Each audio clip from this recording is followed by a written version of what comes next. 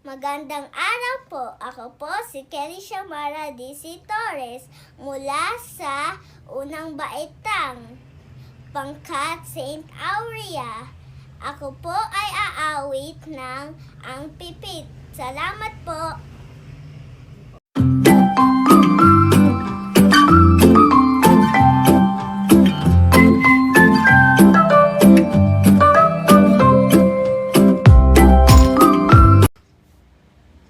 May pumukol sa pipit sa sanga ng isang kahoy at nahagip ng bato ang pakpak ng munting ibon.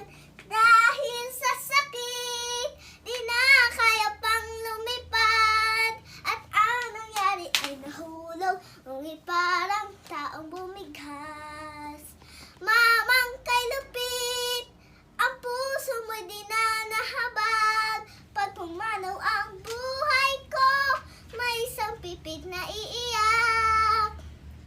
May pumukol sa pipit sa sanga ng isang kahoy at nahagip ng bato ang pakpak ng munting ibon.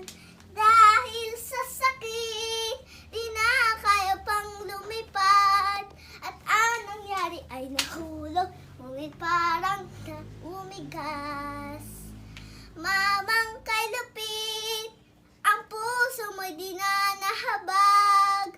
Pag pumanaw ang buhay ko, may isang pipit na iiyak. May pumukol sa pipit sa sanga ng isang kahoy at nahagip ng bato ang pakpak ng munting ibon.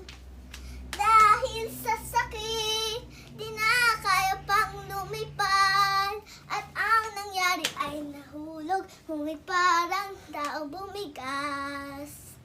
Mamang kay lupit, ang puso mo'y di na nahabag. Pag pumanaw ang buhay ko, may isang pipit na iiyak.